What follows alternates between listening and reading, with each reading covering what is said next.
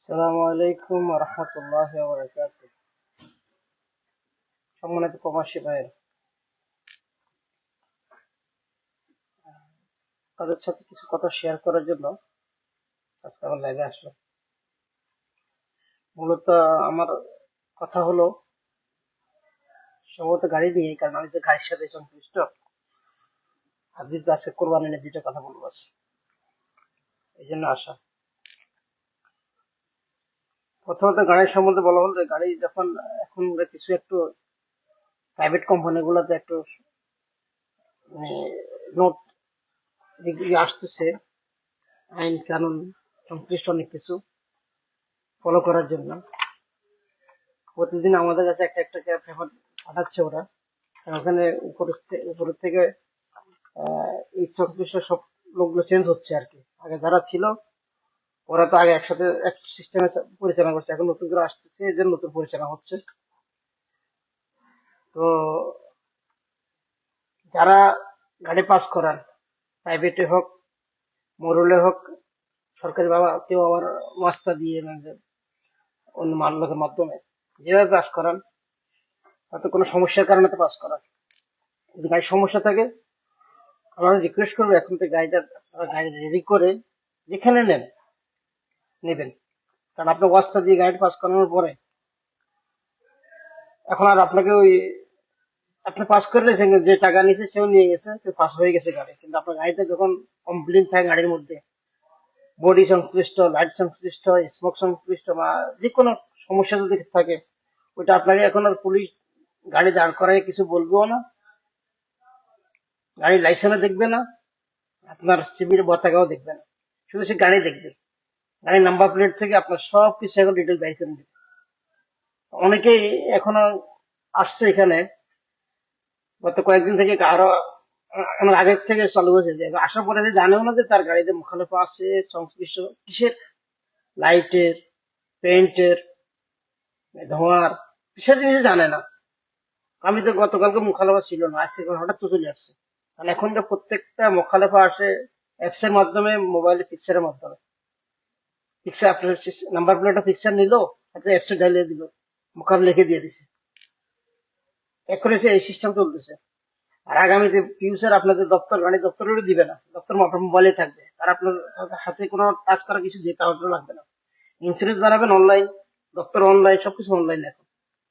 এই জন্য আপনারা যত এখন পাস করতেছি আমরা বা গাড়ি আসতেছে, সামান্য কিছু সমস্যা হলে আপনারা বলেন যে ভাই ছেড়ে দেন, কিন্তু আমি ছেড়ে দিব, এখন আর সমস্যা নেই। সমস্যা আমার তো সময় কমপ্লেন আমার নামে হবে না। আপনি হয়তো আপনি একটা পরিচিত লোক, আমি আপনার গাড়ির সমস্যা সম্পর্কে, সমস্যা কালার পেন্টের সমস্যা আছে বা ধোঁয়ার সমস্যা আছে বা কিছু আছে, হয়তো আপনার লোক একদম বস্তা নিচ্ছেন, বড় গাড়ি বলছে যে ছাড়িয়ে দিচ্ছে, কিন্তু রাস্তা যাওয়ার পরে ওইখানে কমপ্লেনটা আপনার নামে, আপনি ফাইনটা পাবেন, আমি পাবো না, আমার না ফাইন আসবে না। কারণ এখন আইন হয়ে গেছে এরকম। এই যে এখন আপনার প্রত্যেকটা, আপনি যদি কোনো ফল্ট করেন, প্রত্যেকটা গাড়ির লোকের একটা ফল্টের পয়েন্ট আছে। 14টা পয়েন্ট হলে, যেগুলো আপনি সবাই জানেন যারা ড্রাইভিং করেন বা যারা গাড়ির মালিক, প্রতিটা গাড়িতে 14টা পয়েন্ট হলে ওখানে গাড়ির লাইসেন্স নিয়ে নেয়। প্রত্যেকটা পয়েন্ট এখন আর পয়েন্ট বাড়াইছে। তারা আপনাদেরকে এভাবে মানে আইন দিয়ে ঘুরে দিয়ে আটকে চেষ্টা করতেছে। এখন আগে কয়েকটা পয়েন্ট ছিল, এখন আরো বাড়তেছে। এই যে এটা নতুন পয়েন্ট আসতেছে আরো। তাই গাড়ি চালানোর সময় সবচেয়ে কুয়েতের এখন আইন কানুন গুলো যত সলিড রাস্তা, ওটা দেখবেন। রাস্তা ঘুরানো ফেসানোর কোনো দরকার নেই কাউকে বলে, বা রাস্তা সংশ্লিষ্ট যেগুলো আছে তারকে বলার কোনো দরকার নেই। আপনি যেটা আপনার কাছে ভালো লাগবে, যেটা আপনি আইন মানে চলবে, চেষ্টা করবে শতভাগ। এখানে জানেন এই যে ফাইনের, আগে যে ফাইন ছিল ফাইনাল লিস্ট, এখন আর নতুন করে ফাইনাল লিস্ট দিয়ে দিছে। আগে যেখানে একটা বাড়তেছে এখন ফাইন, ফিউচার আগে যা ছিল 5 টাকা 10 টাকা, এটা বাড়তেছে, কিন্তু আপনারা জানেন না অনেকে, ফাইন বাড়তেছে। এই ফাইনাল লিস্ট আসছে এখন আবার, কোন গাড়িতে কি ফাইন, কোন কাজের জন্য কি ফাইন, সবগুলো আসতেছে। এটা হলো এই যে সর্বোচ্চ যদি রক্ষা গাড়ি চালায় 1 লাখ 3 মাসের জেল পর্যন্ত আছে। আইন এখন নতুন করে, আগে ছিল আবার আপডেট দিতেছে এখন আবার, এটা আসলে একটি সঙ্গে বাড়তেছে এখানে। তাই আমি আসলে এই বলার উদ্দেশ্য হলো যে আপনারা গাড়ি চালান, আইনটা জেনে শুনে, আইন দেখে গাড়িটা চালাবেন। আর গাড়ি যে পাসিং করার জন্য যেখানে যান গাড়ি রেডি করে নেবেন, ধোঁয়া নিবেন, ধোঁয়া চেক করে নিবেন, বডি চেক করে নিবেন, বাল্ব গুলা চেক করে নিবেন। এগুলো এখন আপনার বলার দরকার নেই। আপনার গাড়িটা যদি সুন্দর থাকে আপনার নিজেকে, আমরা যদি এক্সাম্পল, আমি যদি আপনাকে আপনার বাড়িতে দাওয়াত দিই যে ভাই আমি আমার বাড়িতে আসেন, আপনি কি করবেন? আসার জন্য প্রস্তুতি নেবেন, রেডি হবেন, গোসল কাজে কাপড় চোপড় নতুন কাপড় চোপড় পরে কি বলে স্প্রে করে, বডি স্প্রে করে সেজে কিন্তু আসার চেষ্টা করুন, একটু ভালো ড্রেস করার জন্য চেষ্টা করেন। সেম যে গাড়িটা আপনি পাসিং এ নেবেন, এটা বছরে একবারে নেবেন, 1 বছরে একবার যে কোনো পাসিং এ যান, একবারে যাবে। তো একবারের জন্য, বছরে একবারের জন্য আমার গাড়িটা প্রস্তুত করে নেন। এরপরে আপনাকে এক বছর পর্যন্ত আপনাকে রোড আর কেউ দেখবে না। ফাইন দেবে সেটা পরিষদ দেখার বিষয়, কিন্তু আমাদের অফিসে আমরা যে কোনো অফিসে যখন যাবেন বা যে মোড়লে যখন যাবেন, একটা মোড়লটা আর দেখা লাগবে না, একবারে যাবেন। এই জন্য গাড়িটা ঠিক করে তারপরে মোড়লে যান, যেখানে যান। আর গাড়ি ঠিক করলে আপনার লাভ। রোডের মধ্যে কোনো এখন আর ফাইন হয়, এখন তো বললাম না, ফাইনটা এখন রোডে দিয়ে দেয়, পিকচার দিয়ে দেয়। তা আপনার গাড়িটা রেডি করে মোড়লে যাবেন বা রাখলে আপনার গাড়িটা সুন্দর, কোনো ফাইন পেলেন ঠিক মতো চলবেন। অনেক কুইতে আছে আমরা দেখি হাজার হাজার দিনের মুখালেফা, ওরা অন্যভাবে চালায়, ওরা এটা হিসাব করে না। কিন্তু আমাদের জন্য, আমরা যারা প্রবাসী বাইরের থেকে আসছে, আমাদের অল্প বেতনের গাড়ি একটা আসে, হয়তো আমি ডিউটিতে যাই, আসা যাওয়া করি, অথবা কোম্পানির গাড়ি, দেখা গেছে যে কোম্পানি আমাদের কোনো একটা মিস্টেকের কারণে ফাইন চলে আসে, তাহলে অনেক টাকার একটা আমরা করে যাবো। কিন্তু কুইতের এটা কিছু করে না, এরা রেড সিগন্যাল মানে না, এরা ইশারা মানে না, রোড ক্যামেরা মানে না, এরা অনেক কিছু মানে না। তাই আমি আপনাদেরকে অনুরোধ করতেছি আবারও, কারণ এটা বারবার আমি লাইভে বা ভিডিও এই যে বলি, আসলে এখানে সতর্ক, এটা এতটুকু আপনি সতর্ক থাকার জন্যই যে আপনি আপনার গাড়িটা সতর্কভাবে চালান, সতর্ক বডি সুন্দর রাখেন, গাড়ির যত্ন নেন, তাহলে আপনি সব কিছুতে বিপদ থেকে মুক্ত থাকবেন। এটাই সর্বোচ্চ কথা। আর এই যে ফাইনের ব্যাপারে, এখন যে ফাইন গুলো হচ্ছে, বললাম না, ফাইন গুলো 70 ভাগ অনেকে লোকে আসে, আপনাদেরকে এমনি চাপে পেমেন্ট করা যায় না। এখন যে আমার ফাইনের সাথে আরেকটা অ্যাড হয়েছে, আপনি বিদ্যুৎ বিল না দিলে আপনার দপ্তর দিয়ে বাইর করতে পারবেন না। আপনার কারেন্ট বিল না দিলে যদি এখানে আপনাদের সমস্যা থাকে আর কি, কারেন্ট বিল অথবা পানির বিল, এগুলা কোনো বিল যদি বাকি থাকে, বা মোবাইলে যারা ইনস্টলমেন্ট ইয়াতে বলে বিভিন্ন কোম্পানি থেকে কোনো কমপ্লেন থাকে, দপ্তর আসবে না। ফিউচারে এখন যারা বাস করেন নাই ফিঙ্গার, ওদের যদি ফিঙ্গার না থাকে তাহলে গাড়ি পাসিং করা যাবে না। সবগুলো অ্যাড হচ্ছে একসাথে, সবগুলো অ্যাড হচ্ছে একসাথে। তাই আপনাদের বলছি, আহ, আবারও রিকোয়েস্ট করি, আপনারা গাড়িটা যত্ন নেন, নিজে বাঁচুন, আপনার গাড়িটা রক্ষা করেন। কারণ গাড়িটা অনেক সময়, আমি গত সপ্তাহে 2টা গাড়ি আমার, মানে আমি চেক করতে গিয়ে দেখছি যে গাড়িটা কাটা পড়ছে, সে নিজেও জানে না, চেক করছে, মানে যে কিনার পরে যে বুঝতে পারে যে গাড়িটা এরকম ছিল। গাড়ি দেখার পর দেখছি তার সার্ভিসটা পুরো খারাপ। যখন আমরা পুলিশে দেখছি গাড়িটা সাথে সাথে পাঠাইছে, মোগাইছে, পাঠানোর পরে ওখান থেকে পুরো চেক আপ করে দিয়েছে গাড়িটা। আর গাড়ি কেনার ব্যাপারে সতর্ক থাকে, একটু চেক করে কিনেন, দেখে কিনেন যে গাড়িটার চ্যাসিস ঠিক আছে কিনা, বডি ঠিক আছে কিনা। গাড়িটা আপনি আপনার গাড়িটাকে আপনি সন্তানের মতন আপনি পরিচর্যা করেন, যেভাবে পারেন এভাবে করেন, কারণ এটা যে আপনার রিজিক আসতেছে। আর গাড়িটার সার্ভিস ঠিক মতো যদি না দেখেন, হয়তো অ্যাক্সিডেন্ট, আল্লাহ না করুক, আল্লাহ না করুক, অ্যাক্সিডেন্ট রোডের মধ্যে গাড়িটা হয়তো আমি সার্ভিস করেন না, গাড়ি দাঁড়ায় গেল, তাকে একটু পিছনে আসে কোনো সমস্যা করলো, তখন কি করবেন? কারণ গাড়ির একটা ব্রেক লাইটের জন্য একটা অ্যাক্সিডেন্ট করে, আপনি একটা ব্রেক মারলে পিছনে একটা লোক মেরে দিলে আপনার, কারণ ব্রেক লাইট জ্বলে না এই জন্য। আপনাকে লাইনে যাবেন, ইশারা দিয়ে দেখেন, আপনি ইশারা জানেন না, তো আপনি ইশারা চলতেছে না চলছে, আপনি ইশারা দিচ্ছেন, পিছনে গাড়ি দেখে নাই, সে আসে মেরেছে, কারণ সে আপনি সিগন্যাল লাইট জ্বলে না, বাল্বটা লাগান নাই, আপনি খেয়ালও করে না। অনেকে আছে গাড়ি খেয়ালও করে না, মাসে 6 মাসে 1 বছর গাড়ি ধোয়েও না কেউ। হ্যাঁ, সব সব সব না, কিছু লোক, আমি তো আর সবার জন্য না, অনেক গাড়ি আছে ফ্রেশ রাখে, অনেকে নিজের থেকে গাড়ি কিছু সামান্য একটা স্পট পড়লো সাথে সাথে যাবে সলভ করে নেয়। অনেক গাড়ি লোক আছে আমি যা দেখলাম, কিছু না আমাদের ন্যাশনালিটি না, সব দেশেরই, সব দেশের লোক, তো বাংলাদেশ না, সবার মধ্যে এরকম আছে কিছু কিছু, যে গাড়ির পরিচর্যাই করে না। সকালে স্টার্ট দেয়, রাত্রে বন্ধ করে রাখে, পার্কিং কোথায় রাখছে আবার সকালে স্টার্টে চলে গেছে। এটা তো ঠিক না। আপনি গাড়ি যখন চালাবেন, গাড়িটা যত্ন নিতে হবে আপনাকে। মানে অনেক সময় গাড়ি আমার কাছে আসে, গাড়ি যখন লাইনে ঢুকায় তখন গাড়িতে চিন্তা করি আসলে এই লোকটা নিজে গোসল করে আসছে কিনা সকালবেলা, এটা আমরা চিন্তা করি, মানুষকে বলি, আমরা হয়তো দুষ্টামি করে বলি যে আপনি ভাই গোসল করে আসছেন কিনা। গাড়ির অবস্থা যেভাবে দেখা যায়, ভিতরে বসাই যায় না দুর্গন্ধের জন্য, বডির অবস্থা তো আরো খারাপ। আপনি গাড়িটা আমি বুঝি না, মানুষের গাড়ি রাখে, আপনি এত টাকা একটা গাড়ি কিনছেন, গাড়ির যত্ন নেওয়ার সমস্যা কোথায়? গাড়ির যত্ন গাড়ি আপনার ভালো সার্ভিস দিবে। আপনি তার তেল চেঞ্জ করেন, অয়েল চেঞ্জ, এগুলো চেঞ্জ, ফিল্টার চেঞ্জ করেন, তার প্লাগ চেঞ্জ করেন, মান্থলি যে ইনস্টল আছে সার্ভিস গুলো করেন। অনেকে আবার ব্রেক প্যাড লাগায়, এখন আবার দুইটা কয়েকটা কোম্পানি দেখছি, মানে আমরা তো গাড়ির পুরো বডির বাম্পার টু বাম্পার চেক করা লাগে, দেখি অনেক গাড়িতে ব্রেক প্যাড লাগাইছে।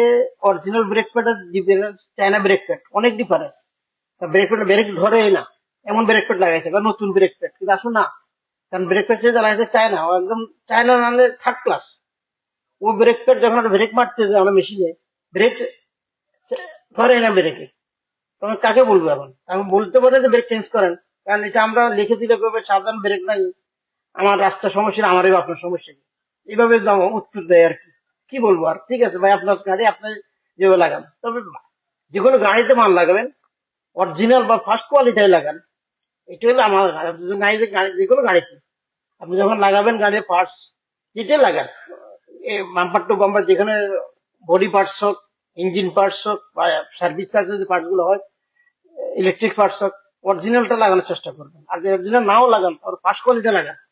কারণ এখন মার্কেটে ফার্স্ট, সেকেন্ড, থার্ড, ফোর্থ অনেক কোয়ালিটি চলে আসছে। স্পেয়ার পার্ট গুলো দেখে শুনে স্পেয়ার গুলো লাগাবেন, তাহলে আপনার গাড়ির জন্য ভালো হবে। দ্বিতীয়ত আরেকটা হলো, অনেকে জিজ্ঞেস করতেছে ভাই কি কি গাড়িতে মরুলে বা যে কোনো কন্টেন্ট, যে আপনি ইন্স্যুরেন্স বানাচ্ছেন, পেপারটা ইন্স্যুরেন্সের পেপার, যেটা ইন্স্যুরেন্সের ব্যাপারটা আপনাদের কাছে থাকে, আপনি যখন ইন্স্যুরেন্সের পেপারটা বানাইছেন, এই ইন্স্যুরেন্সের পেপারের পিছনে 3 নম্বর পেজ, এটার পিছনে একটা পেপার থাকে, এটা হচ্ছে ব্লু কালার, এটা না, ব্লু কালার, যা এটা আমি ফটোকপি করে নিচে যাই, যে ব্লু কালার, এটার মধ্যে লেখা আছে গাড়ির কোন কোন ফল্ট গুলো ওরা দেখে, মরুলে দেখে বা আমরা দেখি, মরুলে পুলিশ ট্রাফিক ডিপার্টমেন্ট দেখে কোন কোন ফল্ট গুলো দেখে। এখানে এখানে সবগুলো পয়েন্ট লেখা আছে। আপনি যদি আপনার কাগজ ইন্স্যুরেন্স বানানোর পর দেখবেন, আপনার যদি সতর্ক জন্য আর কি, কিন্তু বানানোর পরে আমরা দেখি যে এখানে কি কি তারা ধরবে গাড়িটা যেখানে যাক, আর ওই কাজগুলো আপনি বাইরে থেকে রেডি করে নিয়ে আসতে পারেন, একদম ইজি। এই কাগজটা যখন আপনার ইন্স্যুরেন্স বানাবেন, ইন্স্যুরেন্স পিছনে লেখা আছে, এই যে এখানে লেখা আছে কি আপনার headlight, headlight, break light, signal, wiper, তারপরে ফ্রন্ট গ্লাস যেটা, এটা ব্রেক প্যাড, সিট গুলা, অনেক গাড়িতে আছে যেমন 7 সিটের গাড়ি, অনেকে কি করে 7 সিটের মধ্যে সিট গুলো খুলে খালি ডাব্বা বানায়, ডাব্বা বানায় ভিতরে মাল রাখে, শুধু নিজের ড্রাইভারের সিটটা রাখে, পাশের সিটটা রাখে, পিছনে খালি। ওইভাবে গাড়ি এলে মনে পাস করতে পারবেন না। এটা আমি 5 এর গাড়ি বলছি আর কি। সিট চেক করতে পারে, সিট চেক করে, তারপরে মাথা ফিরে যে ফায়ার স্টেশন দরকার, অগ্নি নিবারক যে যন্ত্র, এটা গাড়ি রাখবেন, আমরা দেখি না, তবে এটা আইনের মাধ্যমে এটা আইনে আছে। তারপর লেখা আছে কি আপনার হায়া মামিয়া, মানে সামনের মিজানটা যদি ঠিক থাকে, আপনার টায়ার গুলা, শিয়াল, এটা কি জানি বলে, সকাপ ধরা গুলো, এগুলো ঠিক আছে কিনা চেক করার জন্য। তারপরে লেখা আছে কি ধোঁয়া তো আছেই, পেইন্ট আছেই, তারপরে সাথে আছে আহ, আরেকটা কি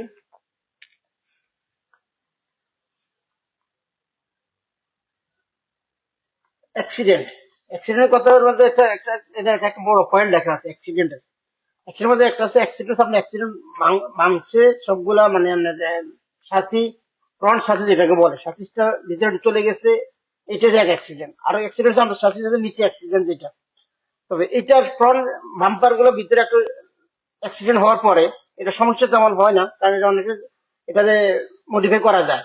আর এটা পুলিশও বা মোড়লেও চেক কমে করে, আমরাও হয়তো তাকে চেক করে এটা ছেড়ে দিই। এটার মানে শাসি আর রাজশাসি বলে আর কি, আরবিতে রাজশাসি। অ্যাক্সিডেন্ট হলে এটা তেমন মানে সমস্যা কম, পিছনে একদম বাম্পার মাইরা দিচ্ছে, আবার ভিতরে চলে বাইরে চলে নিয়ে আসছে সমস্যা। সবচেয়ে বেশি দেখবেন আপনার গাড়ি যখন মিডলে গাড়ি যেমন অ্যাক্সিডেন্ট হয় বডির মধ্যে, নিচে বা শ্বাসের মধ্যে মধ্যখানে যদি কোনো অ্যাক্সিডেন্ট দাগ পড়ছে, কাটা পড়ছে, তখন ওই চেষ্টা ওইটা সবচেয়ে বড়। আপনি যদি একবার যদি হয়ে যায় বা আপনার গাড়ি যদি নাও দেখেন, তাহলে আপনার ওই চেষ্টার কারণে আপনার গাড়ি চেক আপ করে দেবে, মানে এটা একদম পুরো ক্যান্সেল করে দেবে গাড়ি। পারমিট দেবে না যে গাড়ি রোড চালানো, পারমিট থাকবে না।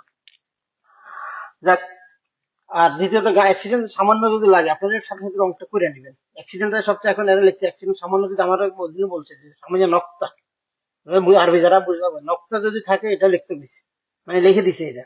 তো আমরা তো লিখবো কি, প্রাইভেট যদি হবে সবগুলো ধরে প্রাইভেট কোম্পানিতে সবগুলো বন্ধ হয়ে যাবে, মডেলের সিস্টেমটা এখানে চলা যায় না।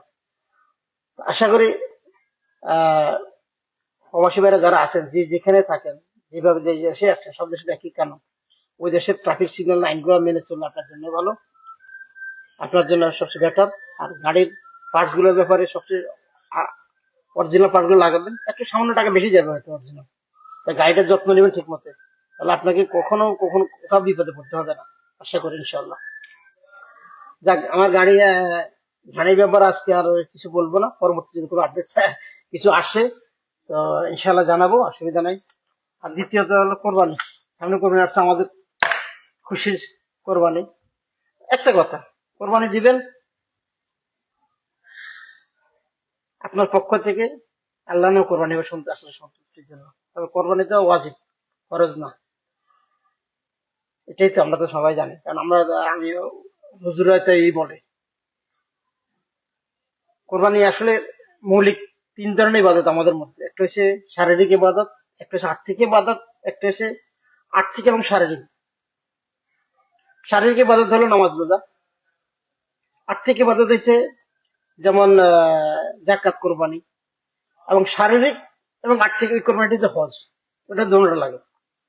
এখন এটা যখন আমাদের, এখন যেটা আসছে এটা হচ্ছে আর্থিক কোরবানি। কোরবানি তো কোরবানির সমস্যা, যারা অনেকে আমরা হয়তো প্রবাসে থাকি বা দেশে থাকি, যারা ইনকাম করে বাড়িতে দিই, বাবার নামে, মায়ের নামে, বা আত্মীয় মুরব্বী যারা বড় আছে তাদের নামে কোরবানি দিয়ে দেয়। আসলে কোরবানি দেওয়া আমরা যা শুনছি বা যা বলতেছে, বা আমরা যা পত্র যতটুকু জ্ঞান বুঝি, যিনি সংসারে মানে এই ফ্যামিলির ইনকামের সোর্সেস যিনি করেন, মানে যিনি ইনকাম করেন, অর্থর সংগ্রহের সবচেয়ে যিনি আগে আছে, উনার নামে কোরবানিটা হওয়া উচিত। উনি টাকা দিচ্ছে। বাংলাদেশে একটা আমরা ওই লোক দেখানো বা লোকের সমাজে কি বলবে, এই একটা সমস্যা, কি বলবে, এই নোকটা একটা কথা, আমাদের সমাজে কি বলবে, এরা কি বলবে, ওরা কি বলবে, বা আমরা দিই নাই কেন, বা আমার নামে মায়ে কি বলবে, বাবা কি বলবে, বা ফ্যামিলি কি বলবে আমার নামে যদি দেবো না যায় না।